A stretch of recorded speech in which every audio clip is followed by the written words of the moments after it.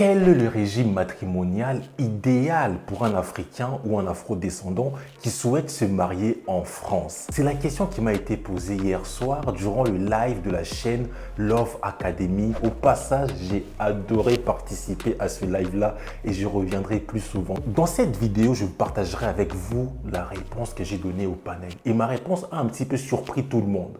Mais il faut savoir que cette réponse-là est le fruit d'une expérience que ma meilleure amie a vécu.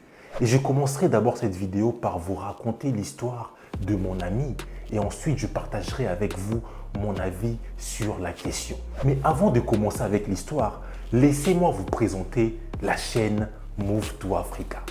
J'ai créé cette chaîne pour deux objectifs: promouvoir l'Afrique et promouvoir l'entrepreneuriat. Et oui, je pense que lorsque les cerveaux qui sont dans la diaspora retourneront vivre en Afrique, travailler avec les Africains du continent, l'Afrique va se développer. C'est ma thèse. Il y a eu plusieurs influenceurs afro qui ont proposé différentes thèses. Par exemple, Kémy Séba, lui, il se bat plutôt pour abolir le franc CFA. Voilà, il y a eu d'autres influenceuses comme Naturi Eben qui prônaient plutôt le retour à l'authenticité, que les femmes noires ne devraient plus mettre des perruques, elles devraient plutôt garder leurs cheveux naturels. Voilà, moi je prône le Move to Africa, donc que les Africains voyagent plus souvent en Afrique, que les Africains arrêtent de compter sur l'État, sur le gouvernement, les politiciens, mais que nous-mêmes mettons la main à la pâte pour développer l'Afrique, que les Africains construisent eux-mêmes des entreprises, qu'ils investissent en Afrique.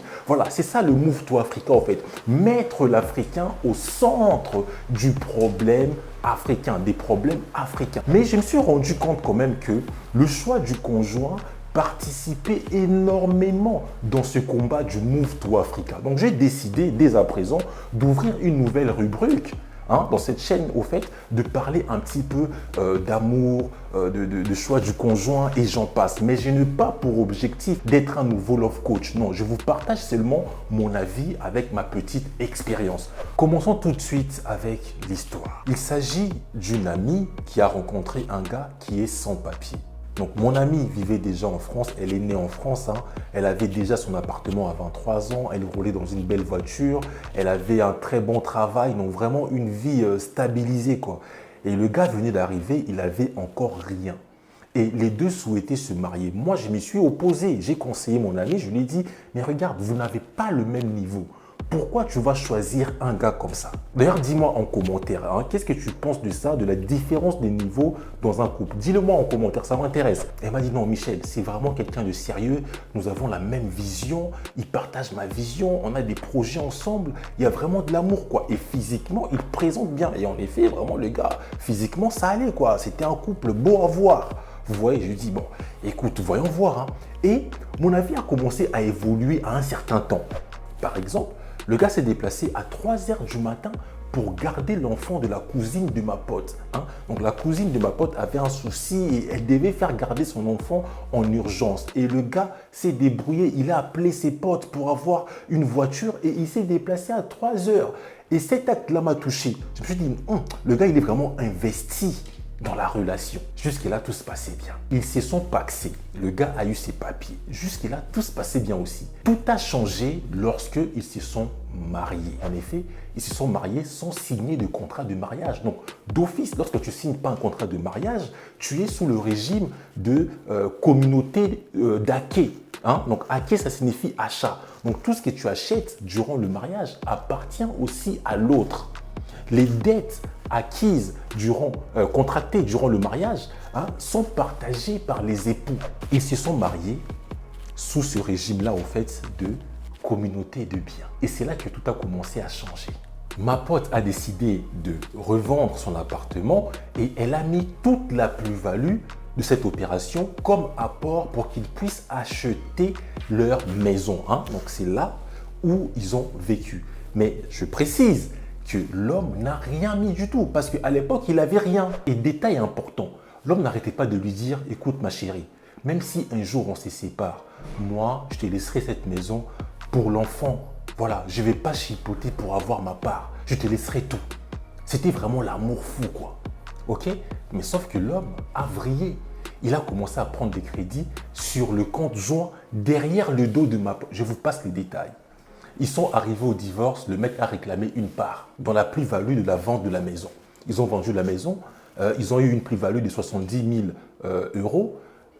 Mon ami a décidé de lui donner 20 000 euros, mais il n'a pas voulu. Il a voulu plus. Il a dit non, non, on va faire moitié-moitié.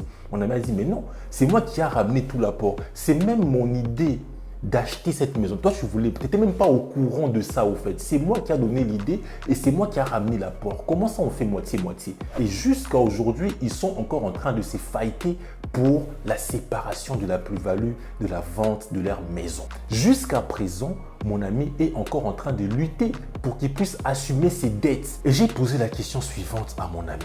Si jamais tu te remaries aujourd'hui, est-ce que tu seras encore capable de ne pas signer de contrat de mariage? Elle m'a dit, oui Michel, mais à condition qu'on ait le même niveau financièrement. Si nous n'avons pas le même niveau financièrement, ça sera séparation de biens avec contrat de mariage. Maintenant, écoute bien mon avis. J'ai comme l'impression que la communauté africaine n'aime pas s'adresser aux professionnels de la loi. Ils n'aiment pas ça en fait, c'est un peu comme tabou. Ah non, chez nous, on règle les affaires en famille, on ne ramène pas tout à la justice, c'est les choses des blancs. Mais nous vivons dans un pays où tout est basé sur la loi. Mais en conclusion, je dirais ceci pour répondre à cette question. Quel est le meilleur régime matrimonial pour un Africain qui s'est marié en France? Il n'y a pas de meilleur régime matrimonial au fait. Il n'y a que des régimes adaptés à un certain couple. Le choix du régime matrimonial est une question très difficile et personnelle à chaque couple.